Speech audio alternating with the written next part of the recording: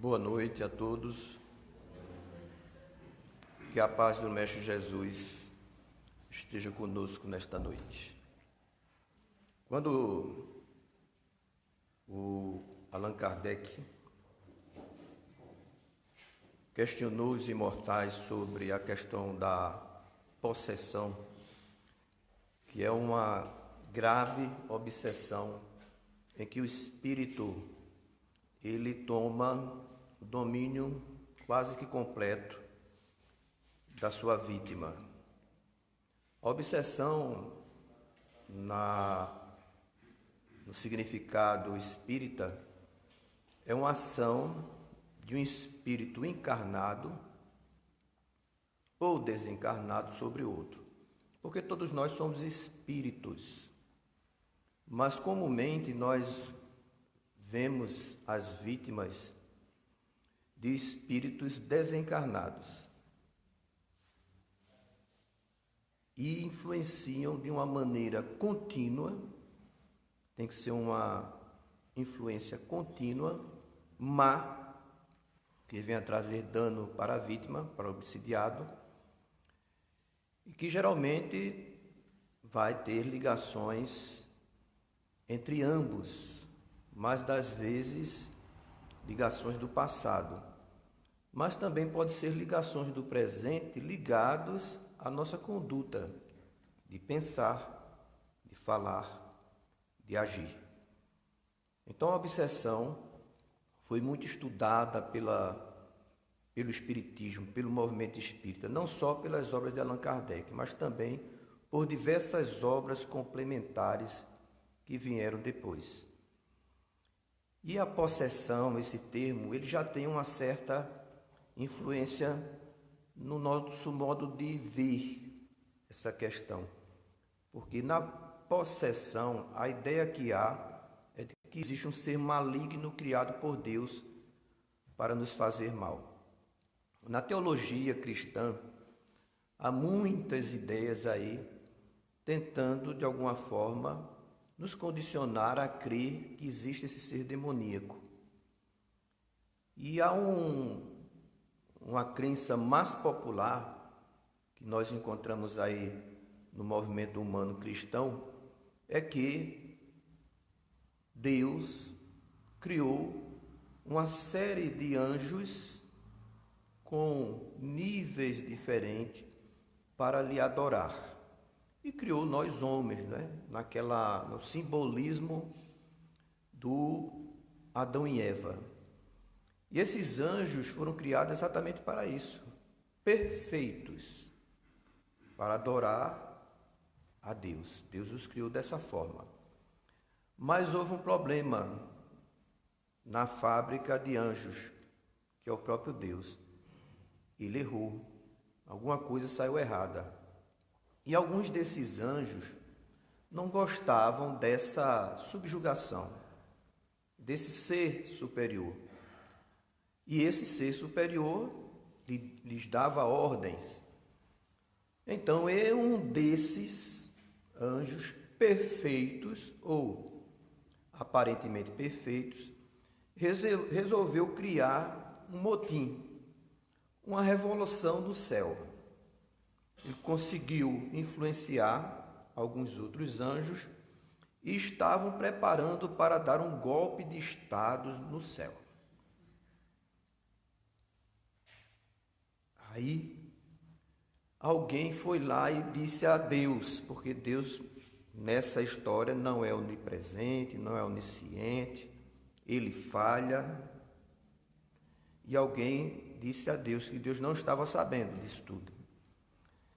E Deus, ao saber disso, chamou esses espíritos, chamados de anjos, e disse assim: vocês estão condenados agora, serão expulsos do céu e vão para a terra, lá no fundo da terra, né? As cavernas, que simbolizou a ideia de um buraco.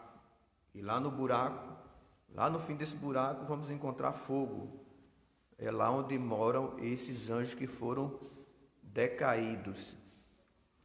Mas Deus é tão bom para a gente tão amoroso nessa história, que disse assim: agora vocês vão atazanar a vida dos humanos. A gente que não tinha nada a ver com essa rebelião, não sabia de nada, aí Deus disse assim: agora vocês vão conviver com os diabos, com os satanases, com os demônios. E essa ideia é muito forte. Kardec pegou essa ideia de um bispo da França, que era mais comum essa ideia na época, né, do século XIX, do século XVIII, XIX. E está lá no livro O Céu e o Inferno, do próprio Allan Kardec. Então vejam que hoje não aceitamos bem isso. Mas apesar de tudo isso, há muitos que creem. Por isso que Kardec questionou os espíritos sobre essa questão. Na questão 473, pode um espírito tomar temporariamente o envoltório corporal de uma pessoa viva e introduzir-se num corpo animado e obrar em lugar do outro que se acha encarnado neste corpo? Kardec já faz a pergunta aqui, entendendo que você já leu o livro, todas as perguntas e respostas, já viu que não existe demônio, que existem espíritos que podem nos influenciar para o mal. Então, por isso que Kardec já pergunta aqui na questão que trata dos possessos, que é um tipo de obsessão. E ele pergunta se o espírito que quer nos fazer mal pode tomar o nosso corpo. Os espíritos vão responder que esse espírito que nos influencia não entra no nosso corpo. Porque no momento da concepção,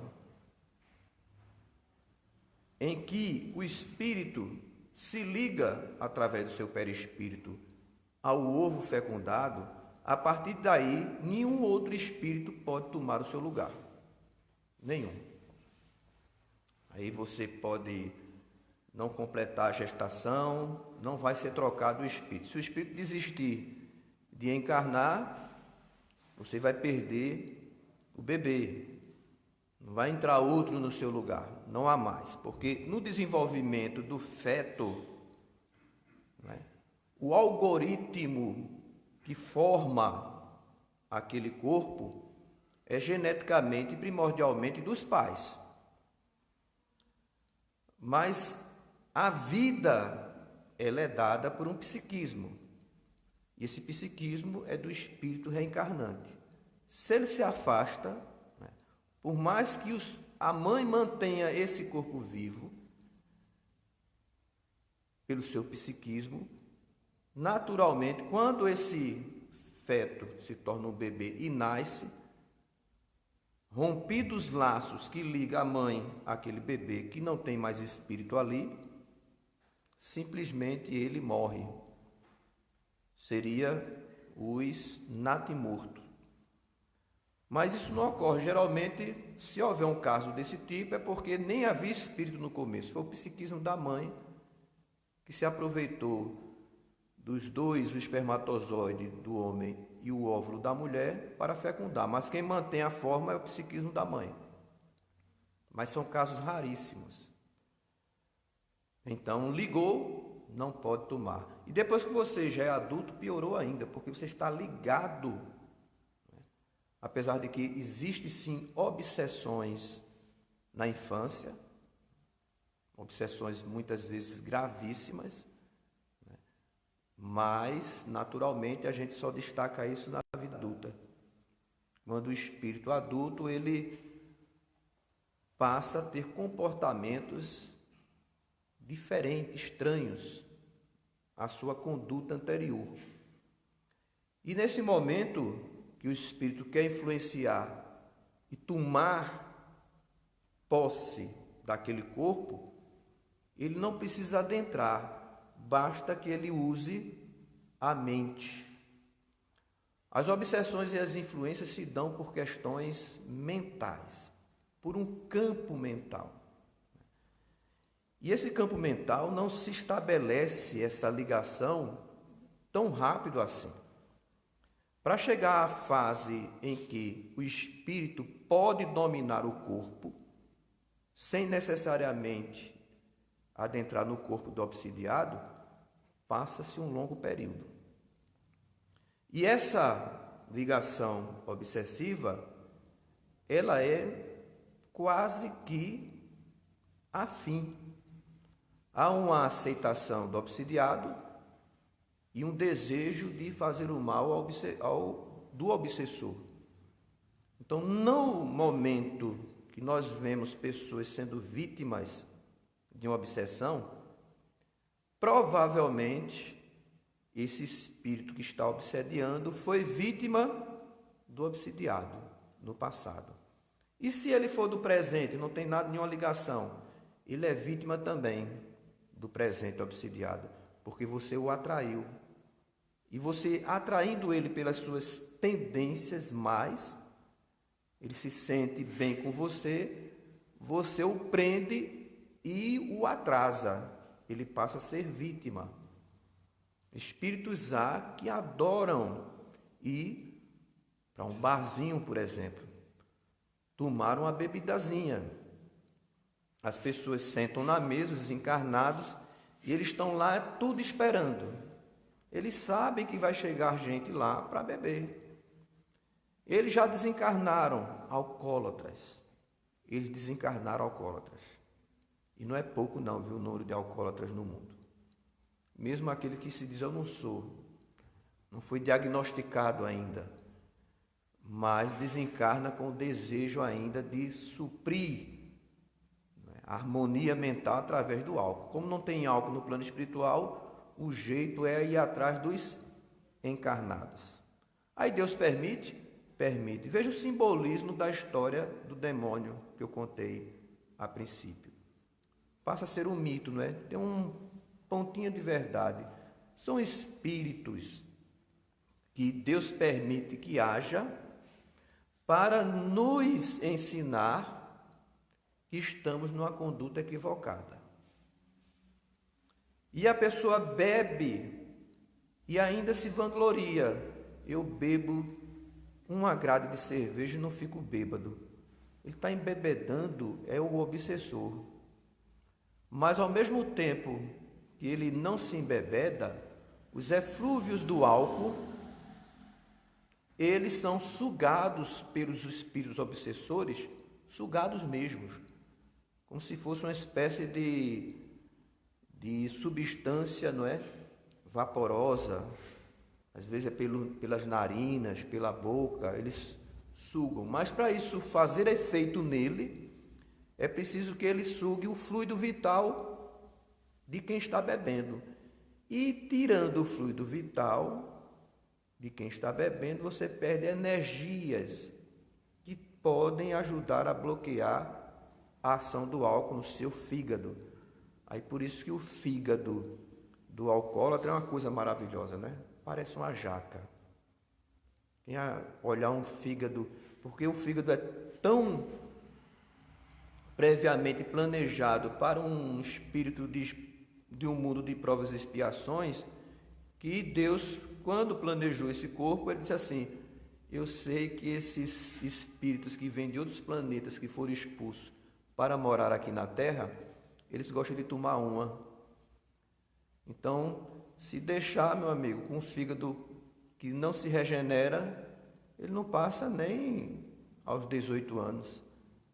No passado, o nosso beber é uma coisa muito natural. Criança no passado era um adulto em miniatura. A nossa visão de infância hoje é totalmente diferente da do passado. Do passado não existia esse termo infância. Eles viam as crianças como um adulto em miniatura. Aí a criança tinha que trabalhar. Na Revolução Industrial, boa parte dos empregados eram crianças nas primeiras indústrias. Depois isso foi se educando, não é? Foi se vendo que não era dessa forma. Então, por ser essa visão, não é? Que Deus já sabia, já previa, e Jesus, como nosso governador, foi o responsável por nos administrar, esse fígado, ele se destrói e cria uma nova camada nova, e vai jogando a parte ruim para fora e vai se regenerando por dentro. Mas chega uma hora que não tem jeito mais. Aí ele não tem mais jeito, não tem nem mais espaço para estar no nosso ventre, né? Aí vem as doenças. Então, com o obsessor, isso se dá de maneira mais rápida, né? Porque você não fica bêbado, mas você cria aí uma ligação de controle tão forte que alguns espíritos escolhem a quem ele quer acompanhar. Ah, eu quero esse aí, Edson. Olha como ele bebe, toma cachaça de canudo. Eita, caba bom, eu vou acompanhar ele. E com o tempo vai se criando, né? Às vezes Edson acorda de manhã enjoado, com mal-estar da bebida que ele tomou na noite anterior. Ele não aguenta mais nem um cheiro. Se pisar numa tampa de garrafa de uma bebida alcoólica, ele desmaia bêbado, só de pisar na tampa. Aí o espírito obsessor chega perto dele. Rapaz, eu estou com a vontade de tomar uma. Basta chegar perto dele, porque os dois se ligaram de tal forma mentalmente, que quando o obsessor fala, a gente escuta, não pelos ouvidos, mas pela mente. Sabe o que acontece? A vontade vem, e a vontade não é de Edson, a vontade é do obsessor, porque houve uma ligação aí, né, principiando um estado de possessão, ele dominando a sua vontade. E com aquele enjoo todinho, ele desaparece da vontade de você tomar uma. Mas o seu organismo está se revoltando contra você. O seu organismo fisiológico está se revoltando, mas sua mente está ligada à mente do obsessor. Chega um ponto que isso se dá tão gravemente, não só na questão do álcool, mas outras questões não só materiais, mas também morais, né? Como a sensualidade, como a maledicência. Maledicência é um nome bonito, caridoso dos espíritos para o fofoqueiro, né? Como não tem fofoqueiro em Caruaru, eu estou falando assim, né? Mas vocês nem entendem o que é isso, mas vou explicar para vocês o que é um fofoqueiro. Ele vê uma falha deste tamanho de nada, ele transforma numa falha enorme. E não descansa enquanto não contar para todo mundo. E de tanto ele ter esse hábito, ele atrai essas entidades que passam a exigir que ele traga novidades. Ele nem conhece a pessoa que você está falando mal, nem conhece, mas é algo que ele deseja. É por isso que os Big Brothers da vida é um sucesso. Você nem conhece, nem sabe. Aqueles programas de fofoca não tem? Você não sabe nem quem é um ator, não conhece a família dele, mas adora saber os podres desses midiáticos que estão por aí. É algo do comportamento, né? E ele segue isso aí. Mas o ponto que se agrava é quando muitas vezes as causas que tratam os processos mais graves, obsessivos, que se transformam em possessões, eles normalmente têm ligações desses dois espíritos, obsessor e obsidiado, no passado. E pode ser no presente também. Não falem mal dos outros, porque alguém no plano espiritual pode não gostar do que você está falando. Nem todo mundo que está no plano espiritual é bonzinho. Aí você fala mal de alguém, ele fica com raiva de você. Quando eu falo mal, é mal mesmo. É aquilo que você usa a maledicência para destruir o outro. Tem uma nuvem de testemunhas só observando-nos. Paulo falou isso, né? Em uma das suas cartas. Há uma nuvem de testemunhas, há uma nuvem de espíritos que estão nos observando. E você fala mal de uma pessoa, ele está lhe vendo, lhe acompanhando, ele passa a ter ódio de você. Quer se vingar de você. Imagine pessoas que você fez mal em outras encarnações. E olhe, não é incomum nós termos esses episódios no passado, da qual nós fomos algozes de alguém. Demos graças a Deus que essas nossas vítimas do passado têm evoluído e esqueceu da gente. Orem, mas se ele não esqueceu, ele vai nos encontrar, porque é da lei que a culpa acompanhe o culpado, ou seja, a vítima se reencontre com o algoz e vice-versa, se houver mágoa em um dos lados, para que se haja reconciliação. Então há momentos em que o espírito, ele permanece tanto tempo com você que cria uma ligação muito forte. Ele quer lhe destruir. Ele tem paciência porque ele sabe que aquele algoz dele do passado, que lhe fez mal em outra encarnação, que está na sua frente num novo corpo, ele reconhece que é você. Ele tem, pelo campo mental, ele reconhece, apesar de você estar num corpo diferente, ele sabe que é você. Eu já vi isso em muitas reuniões mediúnicas, em que o espírito vai dizer assim, numa reunião de desobsessão, o espírito vai dizer assim, com relação à vítima, não é? Ele diz assim, ele está no outro corpo, mas eu sei que é ele. Mesmo assim, várias vezes. Ele está diferente, mas é ele sim, eu sei. Eu não sei porquê, mas eu sei, tenho certeza que é ele. Aquele que me assassinou em outra vida. Um ódio, gente. Um ódio terrível. Mas tudo tem remédio, né? E essa ligação, muitas vezes, não pode ser rompida. Kardec vai perguntar aqui, não é?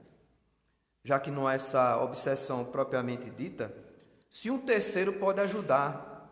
Se um terceiro pode ajudar para separar essas obsessões graves, possessão, em que ele domina o corpo da vítima. Em alguns casos mais graves, há uma espécie de controle mental do obsessor do nosso córtex encefálico. E o córtex encefálico, gente, tem várias regiões, né? Tem o córtex frontal, né? O motor. Né? E, veja só, o motor já está dizendo tudo, né? O motor é aquele que você dá vontade, né? O córtex motor está ligado ao nosso consciente, não sei se vocês sabem disso. O subconsciente está ligado ao sistema nervoso. E o superconsciente está ligado ao córtex frontal. Mas o córtex motor, ou córtex geral, todo o córtex, se o espírito controlar, se ele quiser, ele controla até suas pegadas, seus passos. Mas como há um instinto de conservação, esse espírito que está no corpo, ele reage. E há uma luta mental inconsciente que normalmente gera um ataque epiléptico, uma convulsão. Mas é o espírito dominando a vítima, criando esses ataques, não é? E um terceiro pode ajudar nesse caso? Às vezes não. Às vezes o remédio é a ligação entre os dois. Às vezes. No livro Nos Domínios da Mediunidade, não sei se vocês já leram, do espírito André Luiz, psicografia do médium Francisco Cândido Xavier, nós vamos ver um caso semelhante, em que o espírito obsessor, ele está ligado à vítima, e a vítima é levada pela mãe a uma reunião mediúnica espírita. E ele já chega num estado deplorável, a vítima, que era um jovem, e o obsessor era um velho conhecido dele. Estava num estado que poderíamos chamar de possessão. Mas essa possessão, do ponto de vista espírita, não é? Ele não está dentro do corpo da vítima, mas ele acompanha. Ao adentrar na casa espírita, antes da reunião, o espírito obsessor é barrado. Existe uma barreira, né? Uma barreira psíquica que os espíritos do mundo espiritual protegem e os obsessores ficam do lado de fora. E eles querem entrar. Aí um espírito chamado Aulus, um espírito muito instruído nessa área, da mediunidade principalmente, acompanhado do espírito André Luiz e do espírito Hilário, estavam lá para auxiliar num caso em particular. Mas se apresentou o caso desse jovem. E eles observaram para instruir os dois espíritos, né? O Hilário e o André Luiz, que estavam lá para aprender. Então, quando ia começar a reunião, Aulus permitiu que o obsessor adentrasse. Foi abertas as barreiras e o obsessor correu para a vítima. E tudo sendo acompanhado pelos espíritos. Quando ele chega perto do jovem, encarnado, obsidiado, o jovem tem uma crise epilética e cai no chão. Então a equipe mediúnica dos encarnados pega ele e leva para uma sala à parte, para ele ficar deitado lá. E uma médium foi para lá para ajudar. Isso tudo acompanhado pelos espíritos também. E ele estava totalmente sem nenhum controle motor do seu corpo. A vítima, que se chamava Pedro. Sem nenhum controle. E Aulus, explicando, né, instruindo o André Luiz e o Hilário, disse o seguinte: prestem atenção no córtex encefálico, que saía do cérebro do Pedro obsidiado, num estado epilético, né? Uma espécie de ligação vaporosa e meia escura que ia em direção ao obsessor, no córtex encefálico do perispírito do obsessor. Se colocasse um tomógrafo para ler o cérebro do obsidiado e o cérebro do obsessor, eles iriam ser muito semelhantes. Muito semelhantes. Porque o obsessor, ele já conhecia o Pedro de outras encarnações. Só que o Pedro, ele encarnado, havia melhorado pouca coisa. Pouca coisa. E continuava com os mesmos hábitos ignóbeis do passado, que fez com que essa ligação se desse mais forte. E o domínio do corpo, do córtex encefálico do Pedro, pelo obsessor, paralisava o corpo. André Luiz perguntou: e o Pedro tem consciência do que está acontecendo? Não. O cérebro dele não vai registrar memória de nada. Quando ele despertar, ele não vai se lembrar de nada do que está acontecendo, mas a mente dele vai registrar tudo. A mente nossa. A gente poderia dizer assim, pegando um gancho com um livro No Mundo Maior. Ele diz o seguinte lá, o espírito Calderaro, que nós temos dois cérebros, o espiritual e o fisiológico. São, em termos de funcionalidade, são separados. Mas todos dois registram tudo. Tudo, se for do cérebro biológico, ele só registra do mundo objetivo. Mas o cérebro espiritual registra o mundo objetivo e o subjetivo. O objetivo é o mundo dos encarnados. O subjetivo é o mundo espiritual. Então, mesmo aqui, a gente não tendo consciência do que está acontecendo aqui no salão, tem um monte de espíritos aqui, gente. Não se preocupe, os obsessores nossos estão lá fora. Não há nenhuma preocupação, só tem espíritos bons aqui. Alguns entram para serem evangelizados. Mas a gente não vê, o cérebro objetivo dos encarnados não vê. Mas se a gente desencarnar e a gente regressar à nossa memória, a gente vai se lembrar, porque o cérebro espiritual registrou toda a região espiritual aqui, tudo que estava acontecendo, porque está gravado em nós. Deu para compreender? Então o espírito do Pedro estava registrando tudo, mas no cérebro espiritual mental, mas o cérebro fisiológico nada, porque o controle total era do obsessor. Ele controlou o córtex encefálico dele. Ele se mexia, se balançava.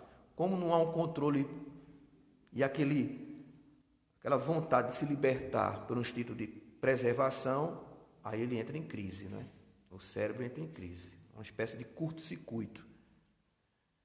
Aí, André Luiz, vamos ajudá-lo, ele vai se curar. E os espíritos dizem o seguinte: a cura depende dele, e tudo indica que ele não vai se curar.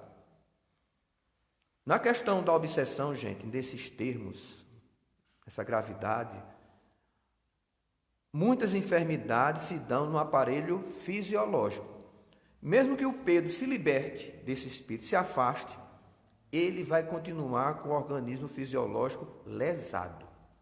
Ele vai continuar tendo ataques epiléticos secundários.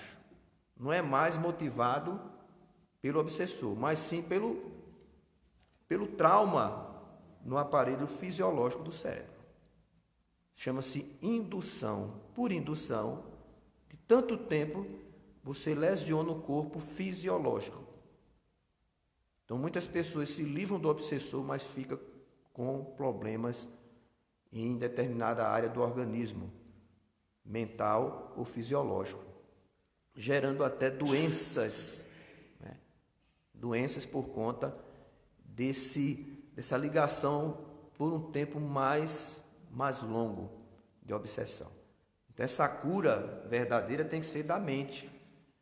E Aulus disse o seguinte: infelizmente, o remédio para Pedro é conviver com essa experiência traumática, porque mentalmente havia uma guerra entre os dois. Mesmo quando eles não estavam nesse estado de crise, o Pedro, a mente dele degladiava-se com esse espírito obsessor.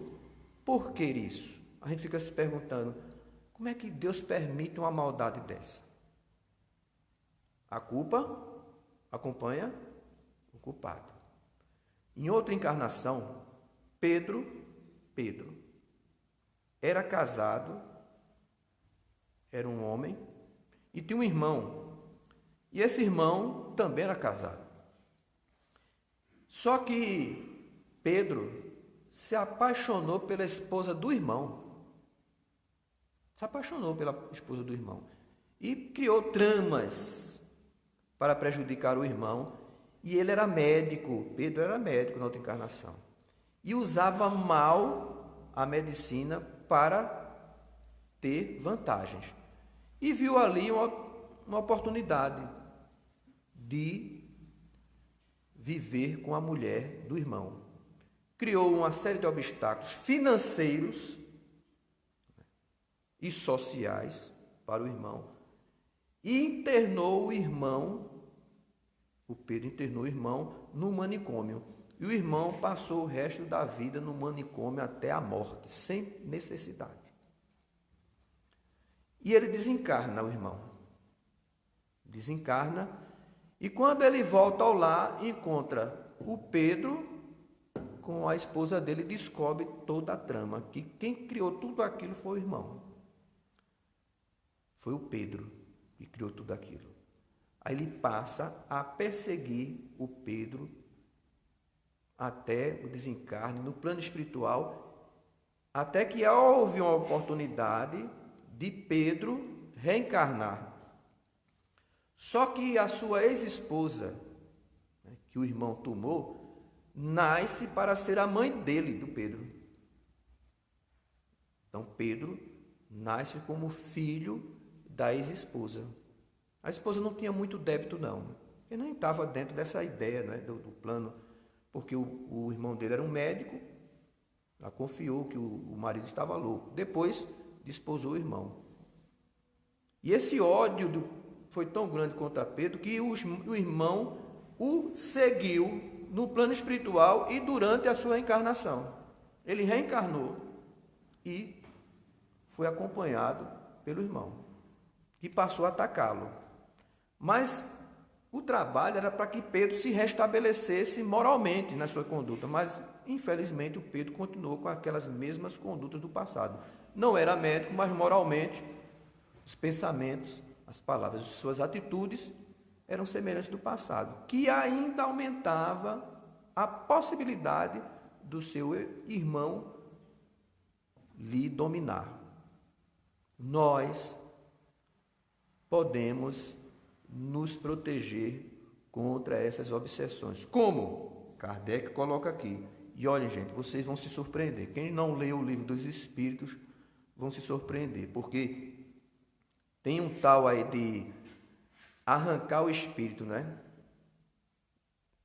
Tem crenças aí que vai expulsar os demônios, né? Os espíritos, né? Até no movimento espírita eu já vi muitos confrades dizer assim: meu amigo, nós vamos expulsar o seu obsessor. Eu fico olhando assim, eu digo, como é que ele vai fazer isso? Porque é fruto de ignorância, não é nem maldade, é ignorância, né? Aconteceu até com Chico Xavier. No começo, o Chico Xavier era um jovenzinho, participava de uma reunião mediúnica com um casal que praticamente salvou o Chico na questão da mediunidade, né? E Chico participava, Pedro Leopoldo, de uma reunião mediúnica. E um desses viajantes espíritas, né? Naquela época, muitos cacheiros viajantes, e foi participar da reunião mediúnica. E o casal que dirigia a reunião mediúnica tiveram que dar uma viagem. Então Chico ficou com esse cacheiro viajante. E o casal instruiu aquele senhor: olha, o que é que eu faço quando o espírito chegar? Aí você vai aplicar o evangelho no espírito. Aí o cacheiro viajante disse: tá bom, ótimo, entendi. Aí Chico era o médium da reunião, e Chico, quando recebeu o espírito, né, na psicofonia, aí o doutrinador, né, disse, com o evangelho na mão, né, já para aplicar o evangelho, ele disse: quem é você? Aí eu sou espírito, né, algo assim, sou espírito. Aí o doutrinador não teve dúvida, pegou o evangelho e toma o evangelho na cabeça do Chico. Toma o evangelho, toma o evangelho. Aí Chico, quando despertou, disse: uma dor na minha cabeça tão grande, o que terá sido isso? Quer dizer, o ponto de vista da ignorância, nós podemos interpretar as coisas um pouco equivocada. Então, muitas vezes as pessoas dizem: vou expulsar. Mas tem um detalhe, gente, muitos dos nossos comportamentos faz com que expulsa um, tenha uma filha esperando para tomar o lugar do outro. Então, essas técnicas aí, né, de exorcismo, os espíritos dão risadas, né? Tem gente que diz assim: olha, encha a frente da sua casa para se proteger dos obsessores, comigo ninguém pode. Espada de São Jorge, né?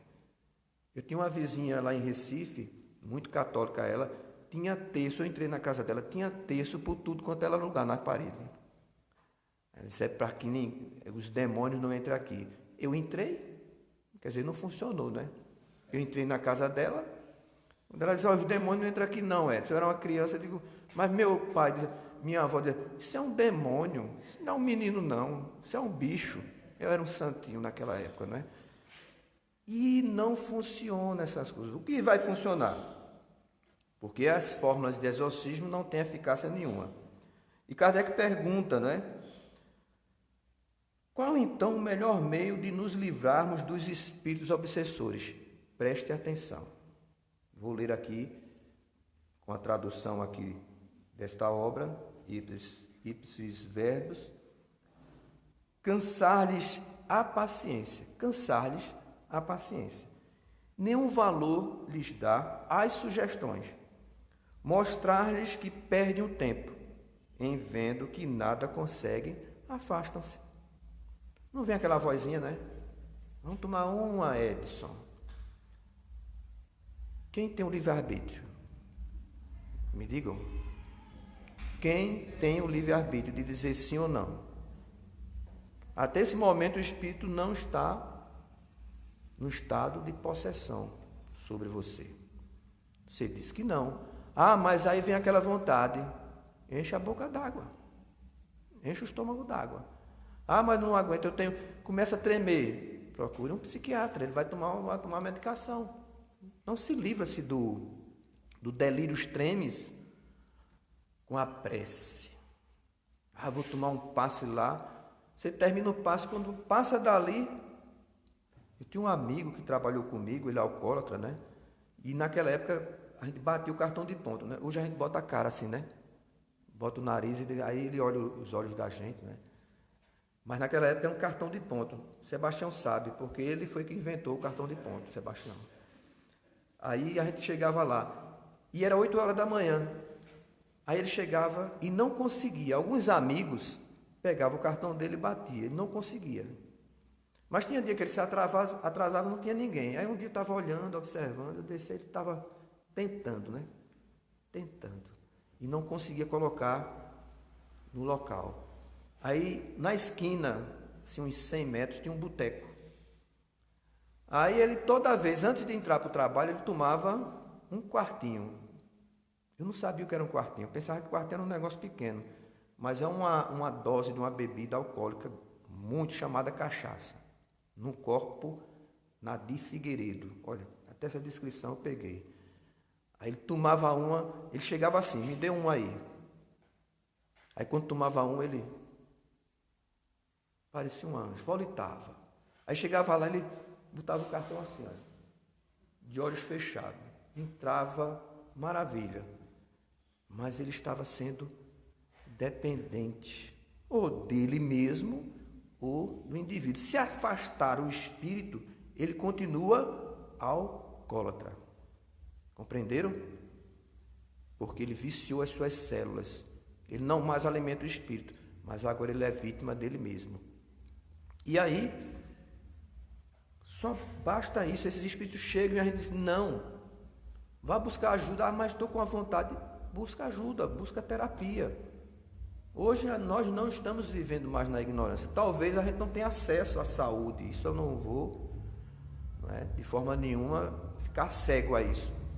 Mas temos o AA, os Alcoólatras Anônimos. Hoje nós temos um AA lá na AME, todo domingo, a partir das 9 horas. E hoje, toda noite de sábado, a partir das 18h30, nós temos os Jogadores Anônimos, que é um novo tipo de vício, mais um cardápio para os obsessores, as pessoas viciadas nos jogos. Esses jogos aí, tigrinho, né? Onçazinha, e está levando as pessoas a tentar o suicídio. Um jovem tentou um suicídio.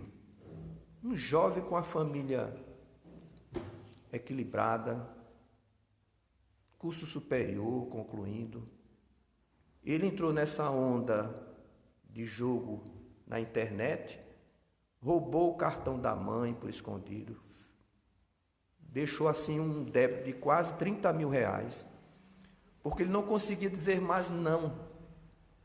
E quando se descobriu o rombo, aí ele tentou suicídio por vergonha, porque foi descoberto, não é? E tentou suicídio.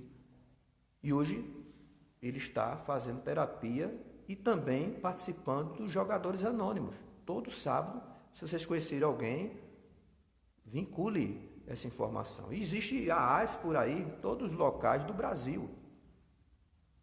Mas ainda não criaram os fofoqueiros anônimos, infelizmente. Aí a gente vai ter que conviver.